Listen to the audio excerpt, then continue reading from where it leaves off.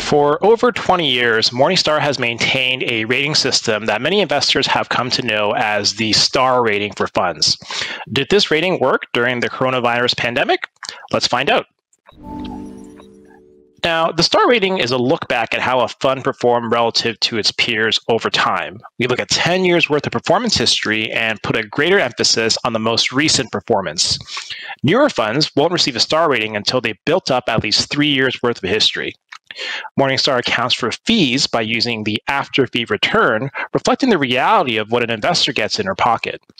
We also adjust for risk, ensuring that we don't unfairly compare super risky funds that have high returns against more conservative funds with lower returns. Now, let's also talk about what STAR ratings are not. There is no human input in the calculation of our STAR ratings. The rating is not a prediction of what will happen to a fund in the future. However, we'll see that they do have some staying power. The STAR rating should be a starting point for further investigation and not the only thing that you look at before buying or selling a fund.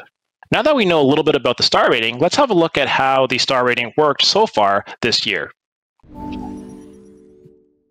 The data for this chart spans from February 1st to October 31st of this year and outlines the performance of different groups of funds after receiving their rating. Moreover, you'll see on the vertical axis that we're displaying the fund's returns in excess of the respective peer groups. This year, 5-star funds have outperformed 4-star funds, which have outperformed 3-star funds, 2-star funds, and 1-star funds, again, after receiving their rating.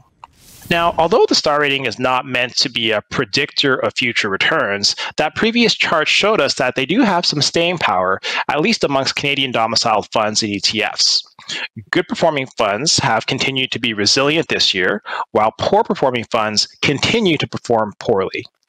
As such, the Morningstar rating for funds, or our STAR rating, has proven itself to be a useful tool in the wake of the coronavirus pandemic. For Morningstar, I'm Ian Tam.